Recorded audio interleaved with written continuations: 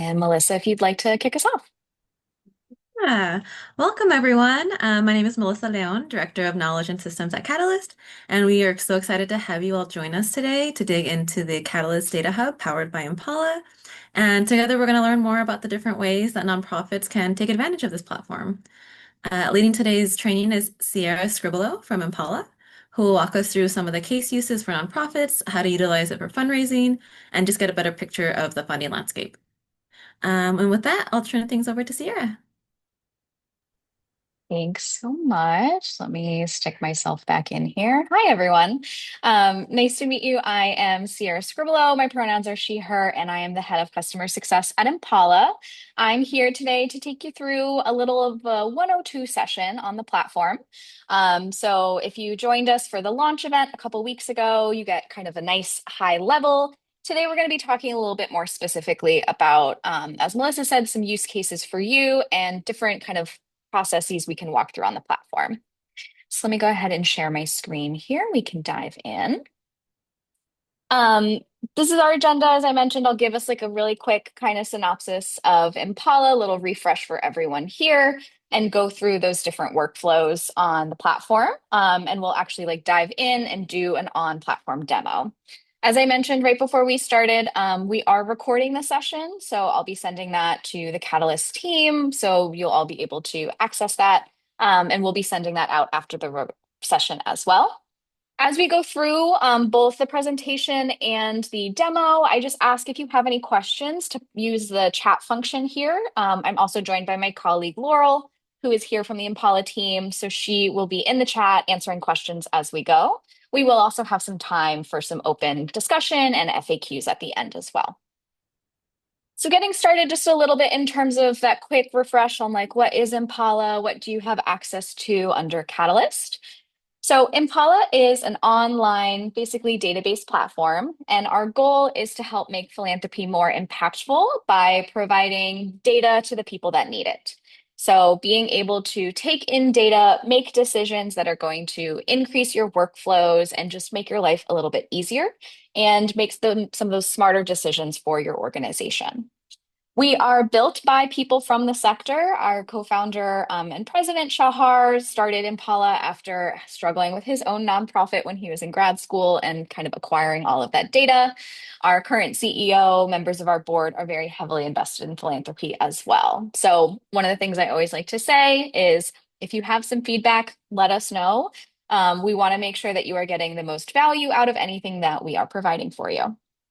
And we, as I mentioned, we're kind of across philanthropy. So we work with different nonprofits. We also work with foundations and also networks like with Catalyst here to be able to provide access to different regions.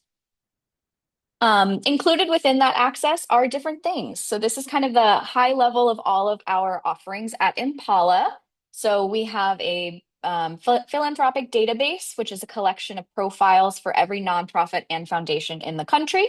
These profiles are pre-created and sourced and filled with 990 data. So we scrape all those publicly available files, collect them, and put them into this database.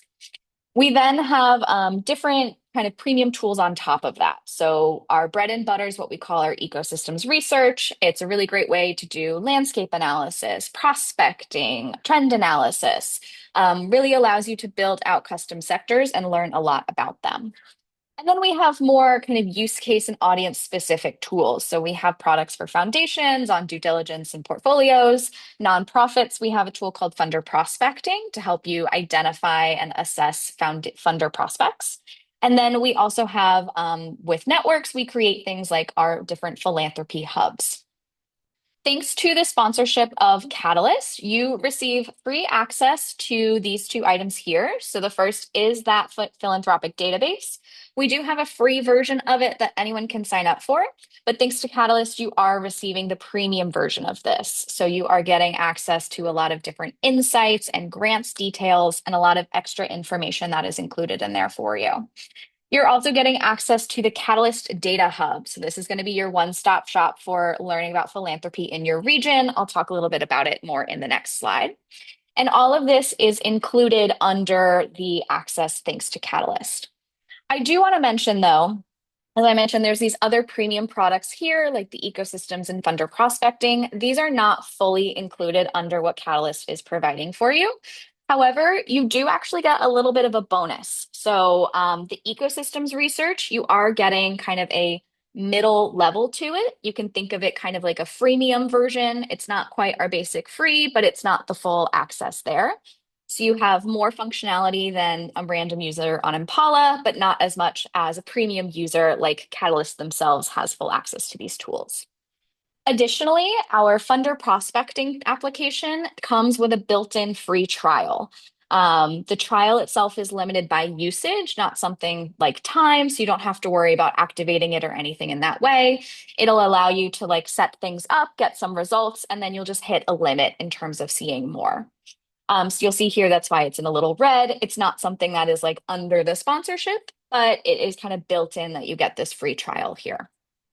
So for today, we're going to be using your free access here. So that's the full premium access to the Catalyst Data Hub, to the database, but also we'll be dipping into that freemium level of ecosystems and even the free trial access of funder prospecting to showcase these different workflows that we're going to go through. This is just a little refresh on the Catalyst Data Hub. We'll explore it more, but the hub is a collection of different curated ecosystems that are focused on different areas of the region's philanthropy. So there are ones that are focused geographically, ones that are focused on different cause areas. Each of these ecosystem reports contains lists of nonprofits in the area, funders, grants, and a lot of trends and different things as well. Not going to cover this whole slide. We will be sending the slides out as well. So I wanted to include this here again as a little refresh for when we send this to you after, but we'll definitely dive into this on the platform more.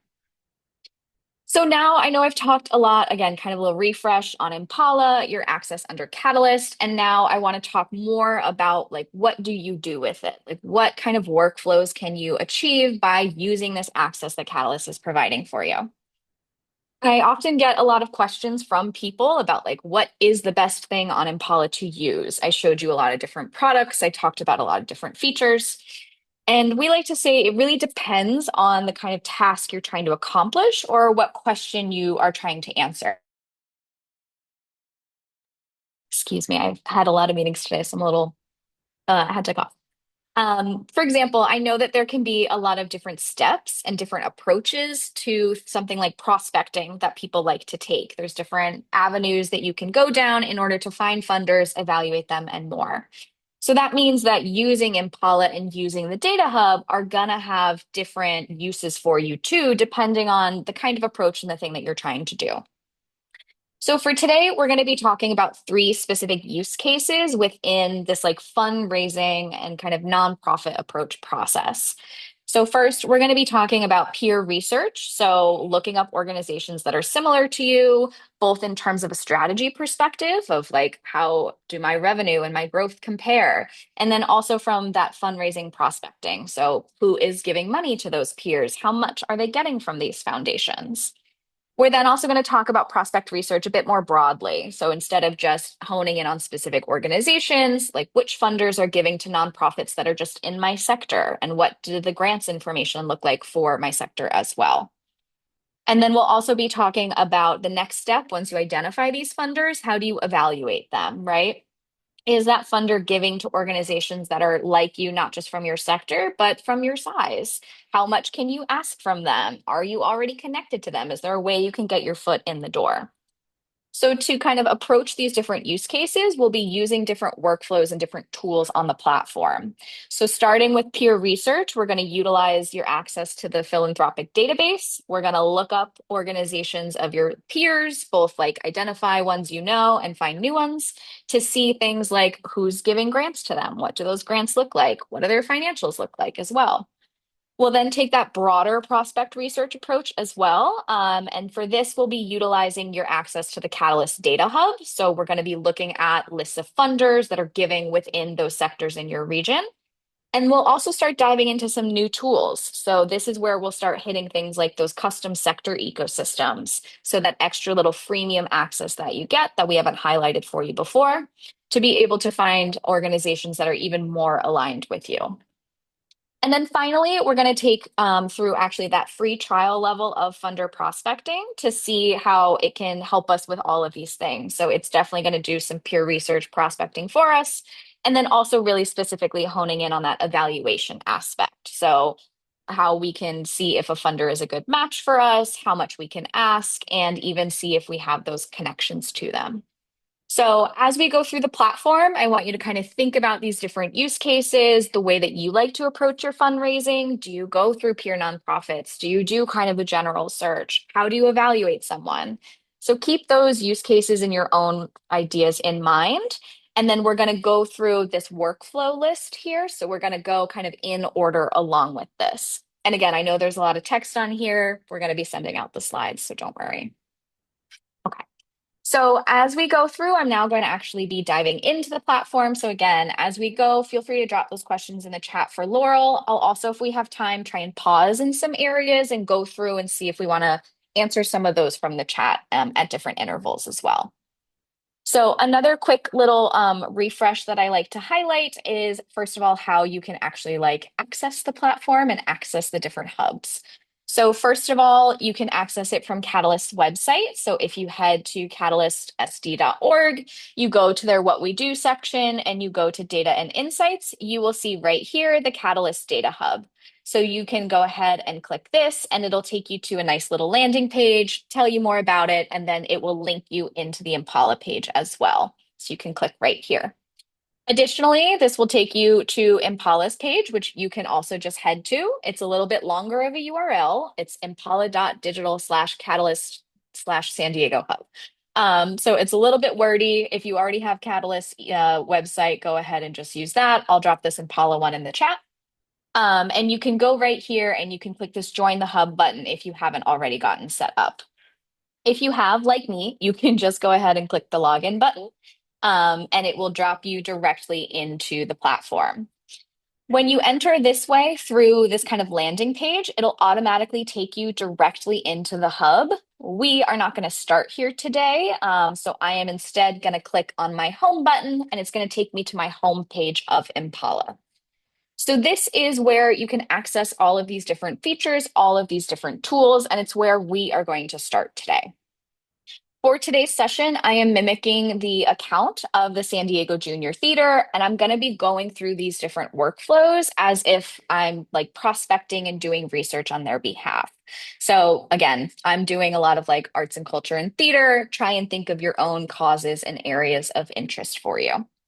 So we're going to start with that first kind of use case of doing that peer research. And to do that, we are simply just going to look up some peer organizations. There's a couple of ways that we can do this. So first, you'll see on my homepage, I have a search bar right here. If I know the specific organization that I want to look up, I can do it really easily by plugging in their name, their EIN, or even their website domain. So if you can't quite see what their legal name is or something, you can always put their domain in. And you can just go ahead and type and click, and it will take you into their profile. You can also use the broader search function if you want to do a little bit more peer discovery too. So if I click into my search bar up top or click this advanced filters button, it'll take me to the same place. This is going to be that broader search tool. Let me zoom in a little. And here you'll see again, I can search for a specific organization by their name or their EIN, but here I can also use filters. So let's say that I want to find different nonprofits in my area. I can click into this filter section. You see how I have some options here. The important thing to note with utilizing the filters is that it is going to show you results of organizations that perfectly fit these filters. So what I mean by that is this is not where we're going to go and say, show me funders that are giving to arts and culture in San Diego. It's not going to do that. It's only going to show you organizations that are located in San Diego doing arts and culture. So for example, here I can do a geography, I can do a city, I can do a county, I can do a state, I can do multiple. Here I've already prepped it. I'm doing San Diego County. And you'll see here I can then hone in with some cause areas. So if I click into cause, you'll see the cause listings that we have on Impala. This is how we categorize nonprofit organizations. It's pulled from IRS NTE codes. So it's kind of how the IRS categorizes orgs. You'll see there's big top line ones like arts and culture, and then I can actually step in and get a little bit more specific with my search. So in this instance, I'm just going to go one level down, look at something like performing arts and confirm. I'm also going to toggle off revoked organizations, and now I'm just going to hit apply. So now my search result is going to give me any organizations that are located in San Diego County with the cause area of performing arts. So again, these are specifically tagged with these labels. It's not going to show me kind of that next level of funding. But if I'm looking for peers, this is what I want to find. I want to see the organizations that are in my area tagged with these causes that are similar to me. So if I scroll down, I can kind of scroll and look for organizations that I'm interested in researching. We'll keep scrolling down here and we'll see, for example, let's look at the San Diego Youth Symphony and Conservatory. So I'm just going to click in and it'll take me to their profile. So again, you can utilize the search function to look for specific organizations by their name or their EIN, or you can utilize those filters to do some nonprofit discovery, but I don't recommend using it for funder discovery because it's not going to show you that extra level. That's what we're going to do in our next kind of workflow here. So this is a nonprofit profile on the platform. I'm not going to go through all of it because there's a lot to get through today. So I'm just going to highlight some areas. So we're here to do some peer research. I'm a youth theater. This is a youth symphony. So I want to see and kind of compare us. The first way that I can do that is from like a high level strategic perspective. So for example, if I scroll down, I can see things like their latest financials and even some financial trends. So if I'm interested in discovering peers that are like me, I maybe want to see ones that have revenues of the same size or operating budgets. And then maybe I want to go in and I want to see where they are getting that money for their revenues and their operating budgets. So in this financial trends section, I can see things like their growth of their budget or just change. It looks like it's kind of a nice upward flow. Is this what mine looks like? Is this what mine should look like? Just kind of those ideas about the strategic approach for your organization's finances and being able to benchmark against others. A lot of data points here, things like revenues and expenses. What I really like here is this revenue breakdown. So here we can see that this symphony orchestra has a very diverse revenue source. So you'll see they have bars in all of these areas of government grants, contributions, program services. They're getting funding from a lot of different revenue sources. So if I am a peer here, maybe I'm trying to get to this next level, I want to see where their revenue's coming from. Maybe this is telling me that I'm not investing enough in getting contributions or I'm not investing enough in getting program services because this isn't what my chart looks like, right? So being able to look up a peer, check out their finances, gives you kind of that nice benchmark to be able to compare yourself, go back to your board and talk about that financial strategy and your overall approach for the next year.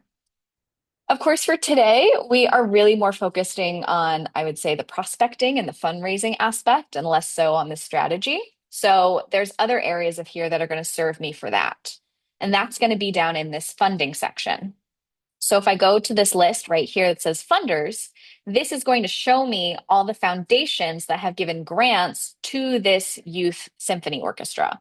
So now I have a list of foundations that I know are supporting an organization I identify as a peer, and I can click in and learn more about them. So, for example, I can click into the Conrad Prebys Foundation. I see they last granted to them in 2023. They gave them grants over a period of 3 years. And I can click in, I can even see what those grants are. So, their most recent grant was $100,000 for capacity support for one of their programs. So being able to see not just who these funders are, but how much these peers are getting and what they are getting that funding for can help me identify funders that might be aligned with me and might be a good fit here. As you go through, so there's the funder list, there's also the grants received. It's the same data, it's just listed by actual grants. So it's a little easier to see and search through. These two tabs here with this extra level are what you are getting for free thanks to Catalyst sponsorship. So this is the premium access that you're getting is this nitty-gritty grants detail within these profiles. As you go through and we are doing this kind of fundraising and prospecting here, you'll see that I have the ability to save these organizations to a list. So as you go through, you don't have to keep an Excel or anything. You can keep all your research on Impala. You'll see when I select that option, I have this one list here that says it's my prospect list. But if I click this little button, you'll see it's telling me to upgrade. So this list is a part of that trial access to the funder prospecting. So I mentioned it's automatically built in. You'll already have this prospect list. And as I mentioned, it's limited by usage. So you'll see here, it's telling me I can have 5 organizations in it at a time. The thing that is not quite obvious here is that you can create a different kind of list. So when you click new list, you'll see there's a basic one. I'm just going to name it basic, but you can call it whatever you want. This is a different kind of list. It's not going to be as smart as the prospect list, but it's also free and it's unlimited. So you can create as many of these as you want and put as many organizations in them as you want. And I'll show you the differences between these lists at the end as we go through and we build out our prospects. So I'm going to save this to both of those lists and I'm going to click confirm and I'm going to keep going with my research and identifying different funders that way. So before we move on, I'm just going to look for some quick questions really quickly. If you have a question on the profiles or this like peer research idea with the search and the profiles, feel free to drop it in the chat and we'll just take a minute to answer a couple quick questions here. I see a question asking about the best practice for ensuring your nonprofit profile is visible for funders on the platform. That's a great question. The great thing about your profile is that it's already filled with most of your data from your 990s, but there's definitely areas that you can adjust. So on your own profile, you'll be able to see some editing capabilities. The top places that I recommend are your name. I know it sounds silly, but if you have a silly legal name, put in your DBA. There's an option for that.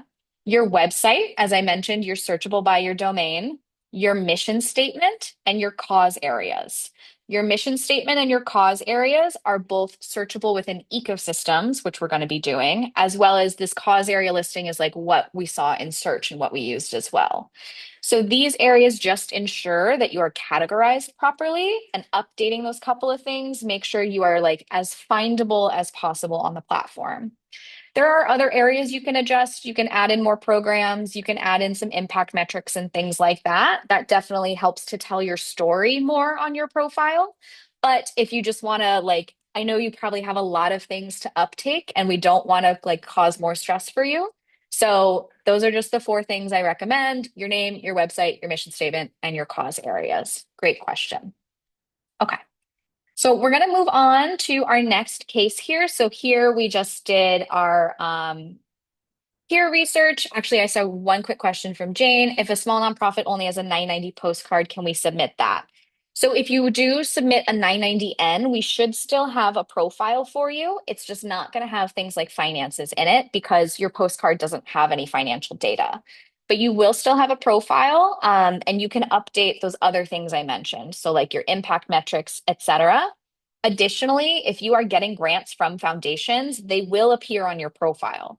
We are sourcing our grants data from the funder side of things and then showcasing it on your profile. So we're not pulling it from your reporting, we're pulling it from theirs.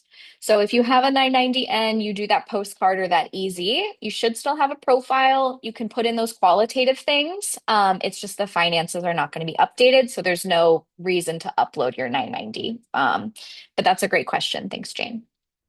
Okay, so we're going to move on to our next use case. So here we did that peer research using our access to the free database. We're now going to spread our prospecting out a little bit. So instead of honing in on a specific organization we know or one that is like explicitly to parameters we've defined, we are going to broach a little bit more and do more of like a sector prospecting session. So to do this, I'm going to go back to my homepage here because as you can see here, I have access to the data hub from my homepage.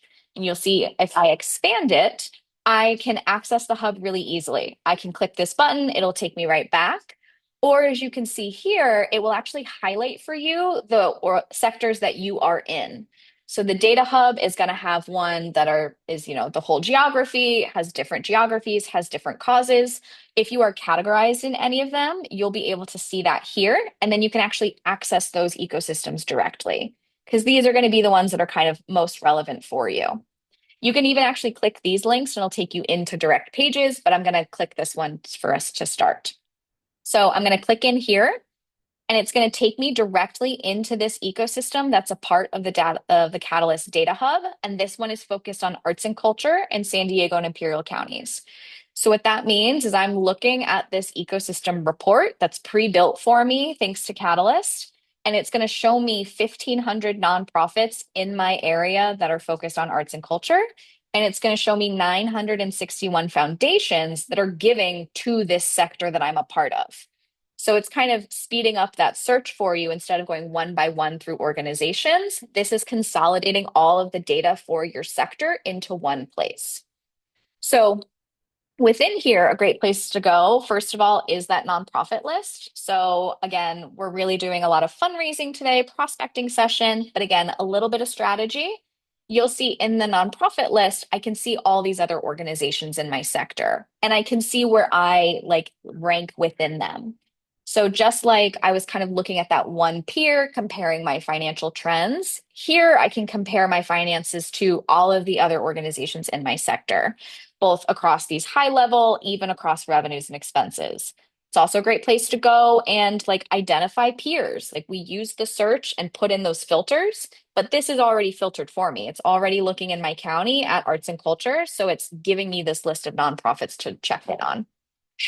The other area in here that we're definitely going to dive into is the funder list. So this is going to show me all the foundations that are giving to my sector that I'm a part of already. And it's going to show me not just the list of funders, but information about them, how much they're giving, who they're giving to. So it's kind of like pre-filtering all of this grants data and information for me. These ecosystems are going to be sourcing funding kind of from everywhere. So you'll see here, for example, you will see foundations that are donor advised funds. You will see ones like the Old Globe Endowment Trust, which is just giving to the Old Globe Theater. So there's a lot of different kinds of funders in here. When I'm using this to do prospecting, I tend to skip a lot of this first page because it's just going to be these huge organizations. And let's say I'm going to click into like page 5 and start looking maybe for some smaller foundations, some private family foundations that are maybe a little bit more aligned, a little bit more accessible for me. So here now I have different organizations and I can see things like how much funding they've given to the sector that I'm a part of, how many nonprofits they've spread that out, how many grants they're giving, a lot of different insights. If I hover over one of them, so for example, Walter and Betty Zabel Foundation, if I click in here, you'll see I can see the details of this funder. So not just that they gave $1 million and 56 grants, but I can actually click into this funded nonprofit section and I can see which of the organizations they're giving to. So I am a youth, theater organization. And so scrolling down here, I see they're supporting a children's museum. They're supporting a youth ballet. They're supporting children's choir. So they are supporting arts and culture, but they're even actually supporting youth, which is going to be more aligned for me as well.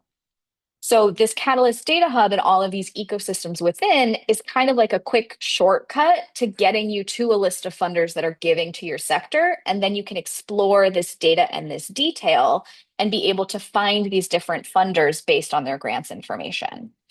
And again, from here, just like I was able to add a funder to a list from a profile, you'll see if I hover over, I can again click that add to list button and I can add them to both of my lists. Although I don't know where my basic one went, so we'll try and build a new one. Oh, there it is. Okay, great. Just took a second. So I'm going to once again add it to both of my lists that are available and I'm going to click confirm. And again, we'll take a look at those lists later that we're building. So again, for that kind of broader prospect research, the first place I would go for you is the Catalyst Data Hub. If I click, we're going to click out of here back to the main one. Again, it's a collection of these pre-curated ecosystem reports. They have all these nonprofit lists, funder lists, grants lists, and it will show you which ones are going to be most relevant for you that you're included in. So this is giving you that nice sector prospect research option. The next way that you can do this is obviously looking through these ecosystems. There are like a set number of them, right? There's 9 of them. It's great that I have one that's arts and culture, but maybe you're an organization that doesn't do any of these causes, or like the junior theater here, like they are a youth arts and culture organization. So not every funder is going to be relevant and you have to do a little bit more research for yourself. That is where you are able to take the next step and actually create custom sector searches of your own. So for this, I'm going to click into my ecosystems tab at the top here, and you'll see I have this option to run this sector ecosystem. So this is that little bit of extra access that you're getting. Again, it's not fully unlocked. You still see there's upgrade options, but you get are this kind of freemium level. And this is going to allow me to build out one of these custom reports that is even more customized for me. There's definitely pros and cons to this of these sectors versus the data hubs. The data hubs are great because the data hub is pre-built. You don't have to do anything. You can go in and explore, and all of the information in those ecosystems is unlocked for you. These custom sector reports, you do have to build yourself. And you can see here there's a limit on how you can build them. So you can apply these different filters and you can apply one of each. So for example, today what I'm going to do is once again, I'm going to do San Diego County and I'm going to add a cause here. And this time, once again, I'm going to go to arts and culture. I'm going to go one level down and I'm going to go to performing arts. And as I do that, you'll see it's building my report for me. So it's sourcing the nonprofits that are in this sector and then sourcing their funders. The nice thing here is that I can then take it one step further with a keyword as well. So because I'm a youth organization, I'm going to type in a keyword of youth and hit enter. This is going to narrow down my results to any organizations that have youth in their name or their mission statement. So again, we're doing that kind of organizational search here. So now I have a much smaller ecosystem that is going to be more aligned with my actual organization. So it's 36 other nonprofits like me and 128 foundations supporting them. When I click define, it's then going to drop me into that custom ecosystem here. First thing I want to note is that when you create these, they do not automatically save. So the first thing I always recommend doing is clicking that save button, giving it a name, and then you are able to go back to it. It will appear in your ecosystem section. There's a little saved bar down at the bottom. That way you don't have to go back and build a new one. And there's no limit to the number of these that you can create. So if you serve different geographies, if you have different program areas that you want to research, you can create these different custom reports for each of them and save each of them and explore all of them.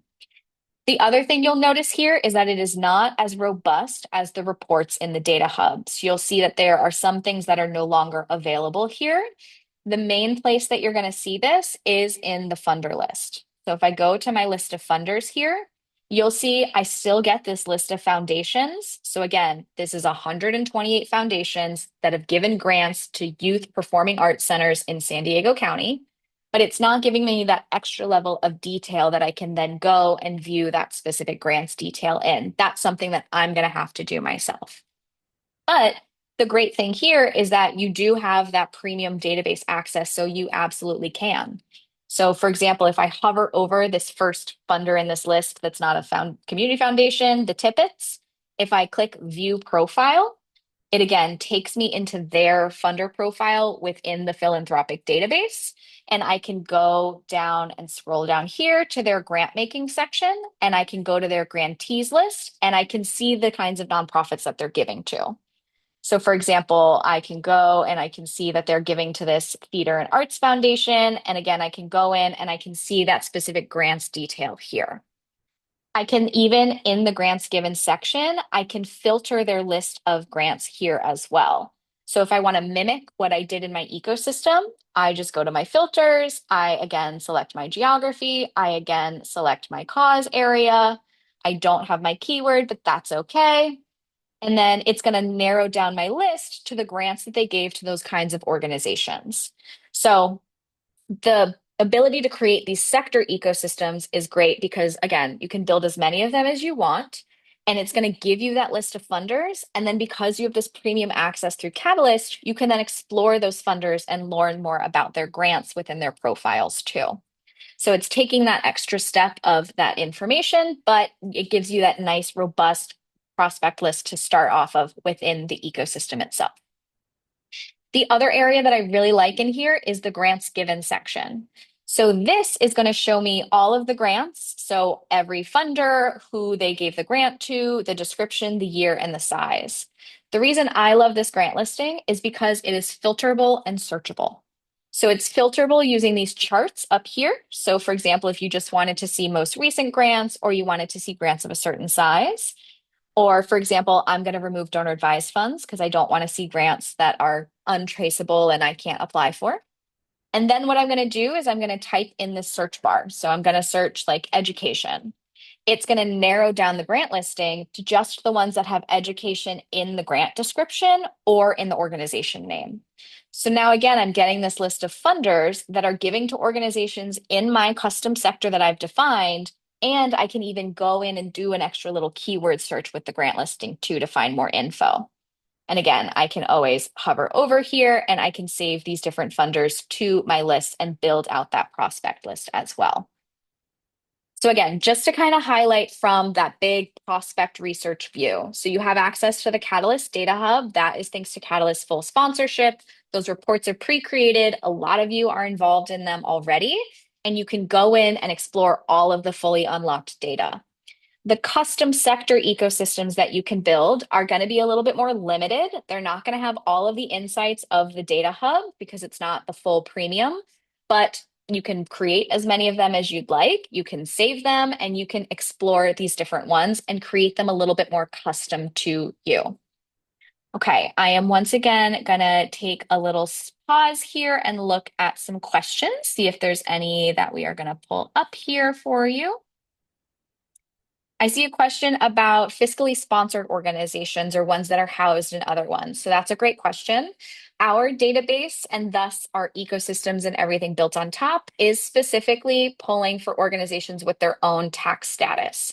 So we do not have profiles for fiscally sponsored organizations because their expenses and their grants and everything are just reported to their sponsor.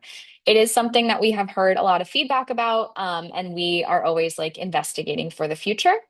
In the meantime, if you are fiscally sponsored, you can still access this and get the Catalyst access. You just have to reach out to us. So our email is support@impala.digital. So if you're fiscally sponsored or you don't have your own profile, just reach out to us and we can get you set up and we can get this access enabled for you. I also see a question about, are we looking at just foundation grant data or also government grants? So we are explicitly looking at grants from foundations. We do not have explicit grants detail from government grants in here. We do on profiles report like how much revenue a nonprofit gets from government grants, but that is just pulling from that revenue list on their 990. We don't have any detail of the actual grant descriptions behind that. But another great question. Thank you. Okay. So again, the kind of broader prospect research utilizing the ecosystems tool, both in the Catalyst Data Hub and your access, is a great way to do that broader prospect research and identify and find funders that are giving to organizations in your sector. For the last step here, we are going to pivot to, okay, now we've discovered these funders. What are other ways that we can do that? And then how do we evaluate and kind of decide who we want to reach out to next? So for this final section, I'm once again going to go to my home button here. And this is where we're going to start exploring that trial access to the funder prospecting tool. Now, everything that we've kind of done so far, I know we've been talking, I'm like, we're doing prospect research, we're doing peer research, and now we're going to do evaluation. Everything that we've done using the ecosystems has been a combo of those things, right? Like we are finding funders that are aligned with our sector and seeing their grants info. So we're already kind of doing that evaluation process as we discover them. But there are other ways that you can evaluate funders and kind of take the next step there. What we're going to dive into now with the trial access to funder prospecting, I again just want to highlight that this is not something that you have premium access to under the Catalyst partnership. The tool itself is a premium tool. You'll see here it's telling me I don't have full access to it, but you get a trial access that is automatically built into the platform. So everything that I'm about to do, you can go in and you can do, and then you will just hit limits like I'm going to. You'll be able to see where I hit my limits on different things too. The reason that I'm going to highlight for you is that even though it does have those limits, I do think that some areas of it can be super helpful, particularly within the prospect list, even within the parameters of the limits that are set for you. So because you get this little access, we're going to highlight it here at the end. But again, just know that you're going to hit a little wall and it's going to tell you you can't continue to do certain things here. So, our funder prospecting tool is designed to help you identify and evaluate funders in a faster process. So, everything that we did just now, we went through specific profiles, we went through ecosystems. It took a lot of us like setting things up and exploring data and kind of pulling out insights for ourselves. Funder prospecting tries to do that for you to help save you a little bit of time. The first thing that you do with it is you set what we call your prospecting criteria. So I've already set mine for today. This is what mine looks like. You'll notice it's pretty similar to what I did with an ecosystem, right? I was able to define different geographies I'm focused on, different cause areas, and then I'm also able to do peer research. So it allows me to put in peer organizations, and it's going to actually pull the funders of those peers into one place for me. What it does with this information is it actually runs those custom ecosystems in the background, and then it goes into them and it finds foundations that it recommends for you.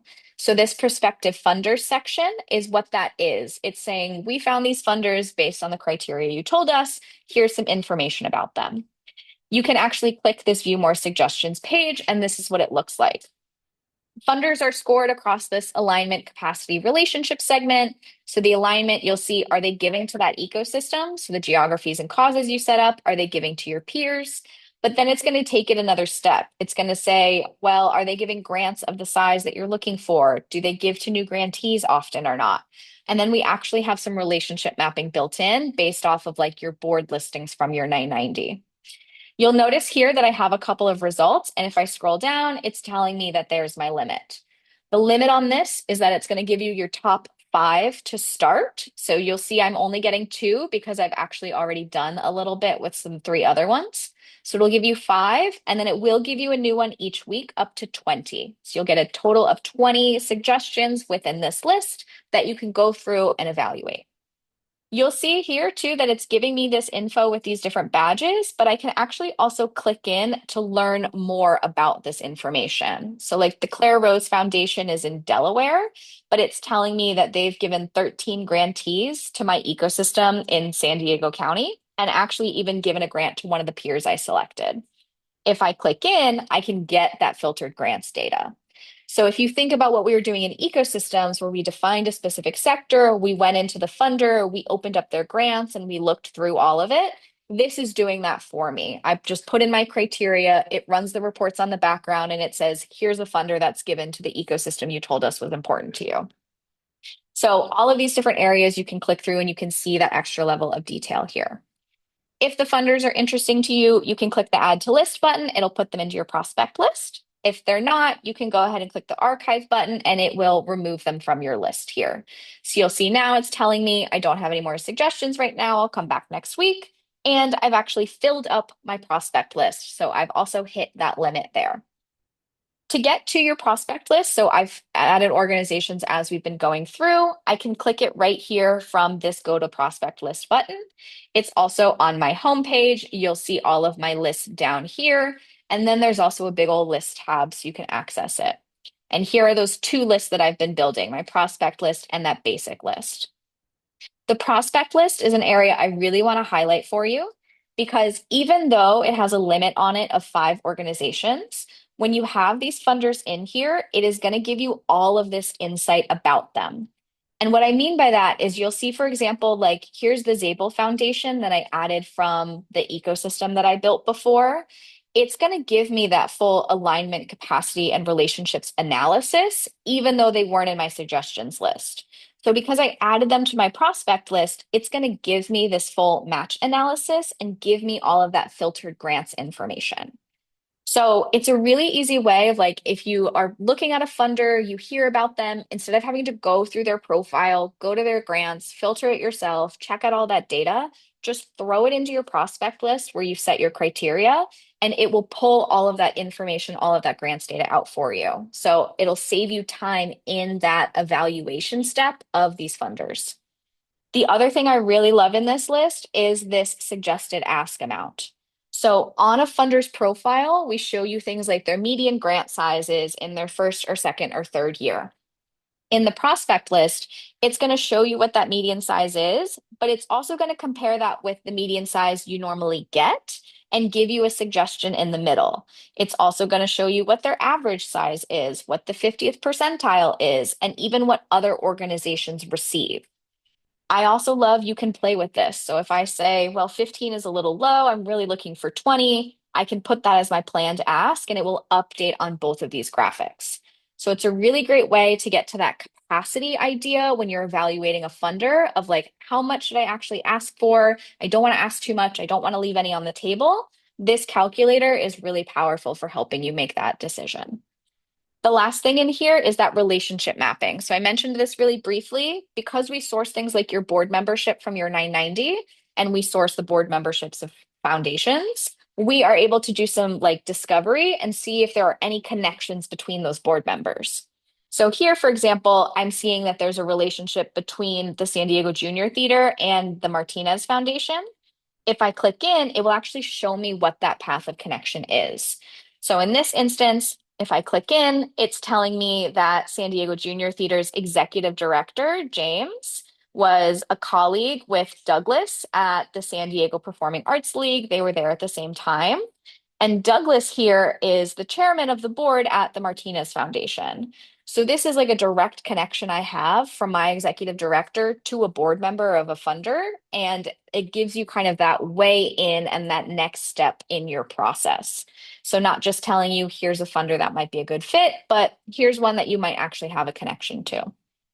I will say that, it is just looking through board data. It is looking for those direct people connections. You can see of my 5 here, I just have that one, but that one may be all I need to make that connection and get that grant from that funder.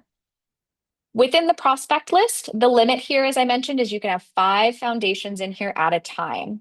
The important thing about that is it's at a time, not all time. So if I toss a funder in here and I get that information out and I say, cool, next steps, I can go ahead, I can remove them from my list. And now I have freed up one of my spaces to add another prospect in.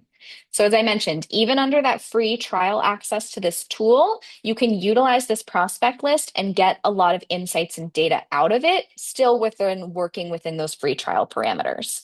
So everything I've done here, you can do too.